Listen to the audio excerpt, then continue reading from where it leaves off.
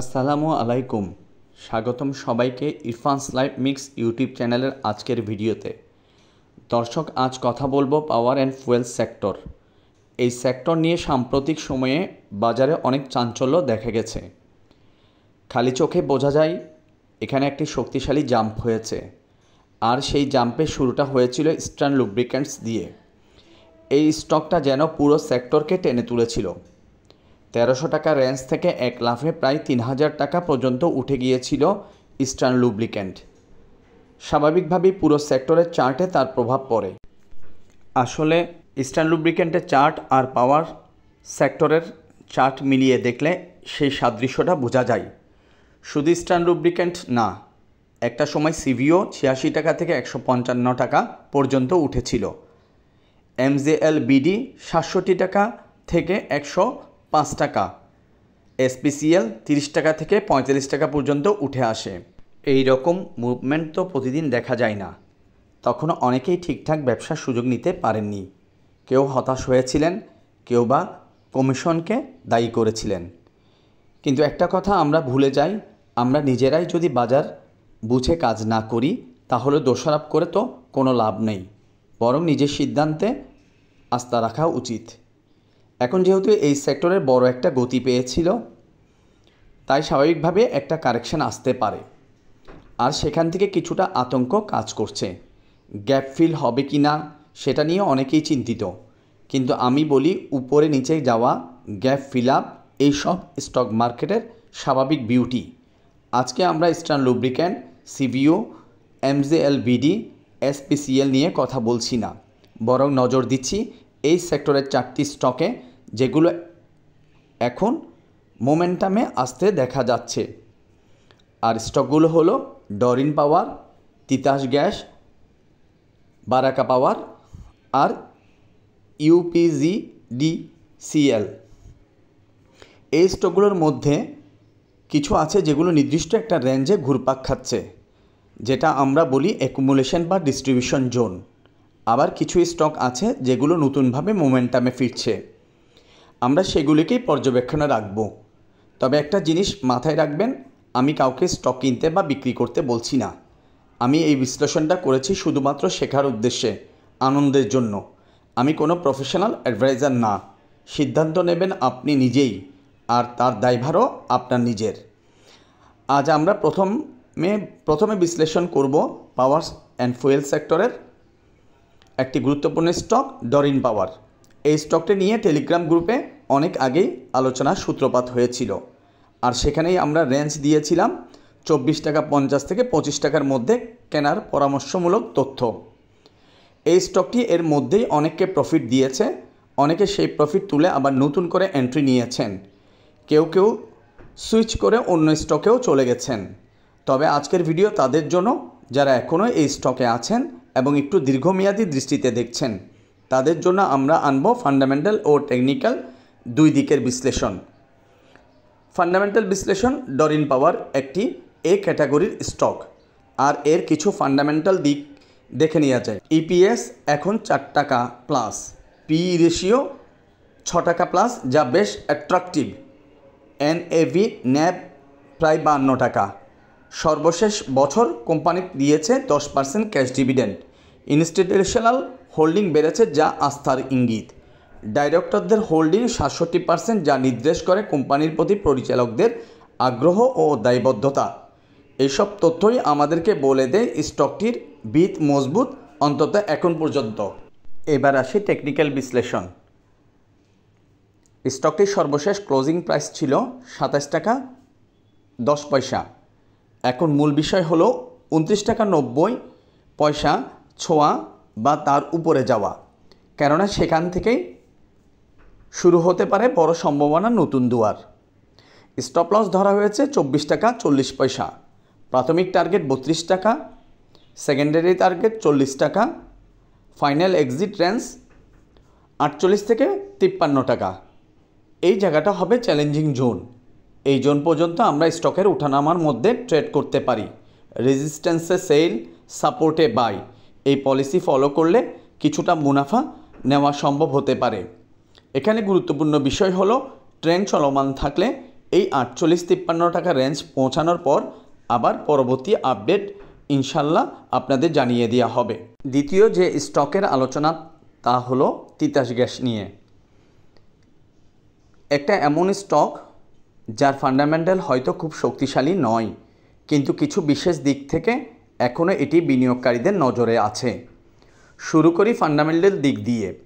তিতাস একটি সরকারি মালিকানাধীন প্রতিষ্ঠান এবং এর একটি বিশেষ দিক হলো প্রতি বছর ডিভিডেন্ড দেয়। চাকচিক্য না থাকলেও নিয়মিত ডিভিডেন্ড দেওয়াটা একে কিছুটা নির্ভরযোগ্য করে তোলে। এই মুহূর্তে কোম্পানির নেট অ্যাসেট ভ্যালু বা ন্যাভ প্রায় 88 টাকা, যেখানে বাজারে এর দাম অনেক নিচে ট্রেড করছে। এক ধরনের ভ্যালু স্টক হিসাবে বিবেচিত হতে পারে। তবে ইপিএস বা লাভজনকতা নিয়ে যেহেতু প্রশ্ন রয়েছে, তাই এখানে বিনিয়োগ করার আগে অবশ্যই টেকনিক্যাল ট্রেন্ড দেখে এগুলো বেশি নিরাপদ। চলুন এবার আসি টেকনিক্যাল বিশ্লেষণে, যেখানে তিতাস এক বেশ আকর্ষণীয় জায়গায় রয়েছে। লাস্ট ট্রেডিং ডেতে ক্লোজিং প্রাইস ছিল 23 টাকা 10 পয়সা। স্টপ লস ধরা হয়েছে 20 টাকা 40। স্টকটি যদি 23 টাকা 30 পয়সার উপরে ট্রেড করতে পারে তাহলে সম্ভাবনার দরজা খুলে যেতে পারে। প্রথম গুরুত্বপূর্ণ রেজিস্ট্যান্স হয়ে রয়েছে 26 থেকে 29 টাকার মধ্যে। এটা অনেক দিনের সাপ্লাই জোন। অনেক সময় দেখা যায় যেই জায়গাটিকে দীর্ঘ সময় ধরে সাপ্লাই জোন মনে করা হচ্ছিল, এক পর্যায়ে সেটাই নতুন আগ্রহের কেন্দ্রবিন্দুতে পরিণত হয়। যদি 29 টাকার রেঞ্জটা বিট করতে পারে, এর পরবর্তী রেজিস্ট্যান্স রয়েছে 35 টাকা এবং 34 টাকা। আর যদি সব ঠিকঠাক চলে, এক সময় স্টকটি 34 টাকার উপরে স্টেবল হয়ে যেতে দেখা যাবে। তখন লক্ষ্য হবে 40 থেকে 41 টাকার রেঞ্জ। তবে একটা কথা মাথায় রাখা জরুরি, আমি হয়তো এই কথাগুলো ভিডিওতে 2-3 মিনিটে বলে দিচ্ছি, কিন্তু স্টকের মুভমেন্ট হতে পারে 6 মাস, 1 বছর বা 1.5 থেকে 2 বছর। স্ট্র্যাটেজি ও সতর্কতা। সাস্টেনেবল গ্রোথের জন্য অবশ্যই আপনার ফোকাস রাখতে হবে আপট্রেন্ড থাকা স্টকগুলোর দিকে। বাজার সবসময় রিস্কপূর্ণ, তাই বিনিয়োগ করবেন নিজের বোঝাপড়া ও বিশ্লেষণের ভিত্তিতে। মনে রাখবেন, কারো কথায় বাই বা সেল করা উচিত না। যাই করবেন বুঝে শুনে করবেন, কারণ এই বাজারে দায়ী ও সিদ্ধান্ত একান্তই আপনার। আলোচনায় আনছি পাওয়ার অ্যান্ড ফুয়েল সেক্টরের তৃতীয় স্টক বারাকা পাওয়ার। এই স্টক নিয়ে অনেকেই দ্বিধায় থাকেন, কিন্তু একটু ভালোভাবে দেখলে এখানে কিছু চমৎকার সম্ভাবনা ইঙ্গিত দেখা যাচ্ছে। সংক্ষেপে বলছি, ফান্ডামেন্টাল ঝলক। বারাকা পাওয়ার ন্যাব বর্তমানে 22 টাকা প্লাস, অথচ বাজারে স্টকটি অনেক কম দামে ট্রেড করছে। এই ডিসকাউন্ট ভ্যালু অনেক সময় ভবিষ্যতের মূল্যায়নের ইঙ্গিত দিতে পারে। টেকনিক্যাল পর্যবেক্ষণ। চলুন খালি চোখে দেখে নিই টেকনিক্যাল দিক থেকে বারাকা এখন কোথায় দাঁড়িয়ে। স্টকটি সম্প্রতি 11.80 টাকায় হিট করেছে, যেটা সম্ভাবনার দরজা খোলার প্রথম ধাপ। প্রাথমিক টার্গেট 13 টাকা 50। এরপর 16 থেকে 17 টাকা রেঞ্জে হতে পারে পরবর্তী মাইল ফলক। কিন্তু সমস্যা কোথায়? আমরা অনেকেই চার্ট না দেখে শুধু কোনো জটিল প্যাটার্ন না পেলে ধরে নিই এই স্টকে কিছুই নেই। আমরা খালি চোখে সম্ভাবনা দেখতে চাই না, চাই cipher pattern, bat pattern, parallel channel, range bound, Agra Bagra কিংবা হিজিবিজি অনেক কিছুই। তাই তাদের জন্য চার্টও দেখিয়ে দেওয়া হয়েছে, যেখানে স্পষ্ট বোঝা যাচ্ছে যে স্টকটি অনেক দিনের অ্যাকুমুলেশন জোন থেকে বেরিয়ে এসেছে। স্ট্র্যাটেজি ও সতর্কবার্তা। যদি প্রাইস কিছুটা কারেকশন করে তাহলে 11 টাকা 20 থেকে 11 টাকা 50 রেঞ্জে সাপোর্ট নেওয়া সম্ভাবনা রয়েছে। স্টপ লস ধরা হয়েছে 9 টাকা 90 পয়সা। তবে একটা ব্যাপার মাথায় রাখা জরুরি, যদি স্টকটি আবার সেই পুরনো রেঞ্জে ফিরে যায় তাহলে বের হতে কিছুটা সময় লাগতে পারে। তবু আমার ব্যক্তিগত বিশ্লেষণ বলছে এই স্টক হয়তো বেশি দেরি করাবে না আবার আপওয়ার্ড মুভ দিতে। এখন আমরা আলোচনা করব এক বিশেষ পাওয়ার স্টক নিয়ে, যেটা শুধু একটা কোম্পানিই নয়, হতে পারে পাওয়ার সেক্টরের ভবিষ্যৎ লিডার ইউপিজিডিসিএল। এই স্টক নিয়ে আমি আগেও টেলিগ্রাম গ্রুপে বলেছিলাম, আগুন লাগিয়ে দেওয়ার মতো ক্ষমতা রাখে এই স্টক। আজকের ভিডিওতে আমরা দেখব কেন আমি এমনটা বলেছি, আর এই স্টকে আসলে কি আছে যা তাকে আলাদা করে রাখে। ফান্ডামেন্টাল বিশ্লেষণ, শক্ত ভিতের উপর দাঁড়ানো স্টক। প্রথমেই চলুন এক নজরে দেখে নিই স্টকটির ফান্ডামেন্টাল শক্তি।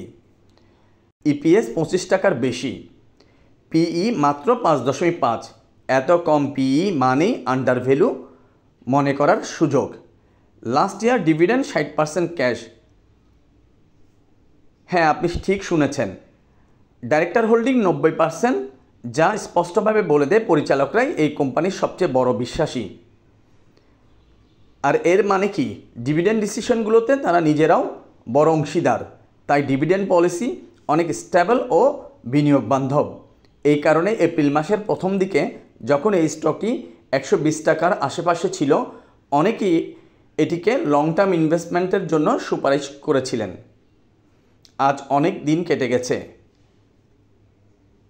কিন্তু সেই সুপারিশ ভুল ছিল না, বরং সময় প্রমাণ করেছে সম্ভাবনার বীজ তখনই রোপণ করা হয়েছিল।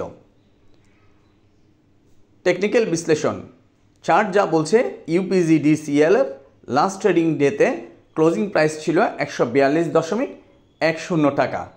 এই প্রাইস পয়েন্টে এসেছে একটি মজবুত বুলিশ ক্যান্ডেল দিয়ে, যেখানে বড় ভলিউম স্পষ্টভাবে ইঙ্গিত করছে স্মার্ট মানি আবার ফিরছে এই স্টকে। 23 জুলাই স্টকটি তার রেঞ্জ ব্রেক করে, এরপর কয়েকদিন ধরে সাপোর্ট নিয়ে ফাইনালি লাস্ট ট্রেডিং ডেতে ব্রেকআউটের চেষ্টা করছে। আমি আগেই বলেছিলাম এই স্টক পাওয়ার সেক্টরে আগুন ধরিয়ে দেওয়ার সামর্থ্য রাখে, এবং এখন চার্টেও সেই কথার সাক্ষী দিচ্ছে। এন্ট্রি, স্টপ লস ও টার্গেট পয়েন্টস। এখন অনেকের প্রশ্ন, এখন কি ঢোকা যায়? আমার বিশ্লেষণ অনুযায়ী যদি কেউ এই স্টকে 135 থেকে 138 টাকার মধ্যে আবার পায়, সেটা হতে পারে একটি উপযুক্ত এন্ট্রি জোন।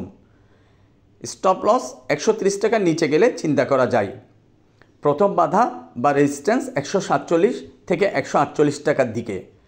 প্রাথমিক প্রফিট টার্গেট 155 টাকা, সেকেন্ডারি টার্গেট 163 টাকা, ফাইনাল টার্গেট 191 টাকা, যেটা এক্সিট জোন। যদি এই 191 জোন পর্যন্ত প্রাইস আসে, ইনশাল্লাহ তখন নতুন করে আবার আপডেট আপনাদের জানানো হবে। দর্শকদের জন্য ব্যক্তিগত বার্তা, বন্ধুরা মনে রাখবেন, আমি ভিডিওটিতে যে কথাগুলো বলেছি সেটা কয়েক মিনিটেই শেষ হয়ে যায়, কিন্তু প্রাইস এক জায়গা থেকে আরেক জায়গায় যেতে অনেক সময় নেই। যদি আপনি সত্যিকার অর্থে লং টার্ম বিনিয়োগকারী হয়ে থাকেন, তাহলে আপনার দরকার ধৈর্য, বিশ্লেষণ আর আত্মনিয়ন্ত্রণ। ফোকাস রাখুন আপট্রেন্ডে থাকা স্টকগুলোর উপর, আর কখনোই কারো কথায় অন্ধভাবে বাই বা সেল করবেন না। নিজের রিসার্চ নিজে করুন, তবেই আপনি থাকবেন নিরাপদ। তো বন্ধুরা, আজকের আলোচনায় এখন ইতি টানছি। তিতাস, বারাকা, ডরিন কিংবা ইউপিজিডিসিএল এখনও সম্ভাবনার জোনে আছে। ইউপিজিডিসিএল এটা নিছক একটা স্টক নয়, বরং হতে পারে পাওয়ার অ্যান্ড ফুয়েল সেক্টরের ভবিষ্যৎ লিডার। ভিডিওটি ভালো লাগলে একটা লাইক দিন, কমেন্ট করে জানিয়ে দিন আপনার মতামত, আর ইরফানস লাইফ মিক্স চ্যানেলটি সাবস্ক্রাইব করে পাশে থাকুন। আল্লাহ হাফেজ।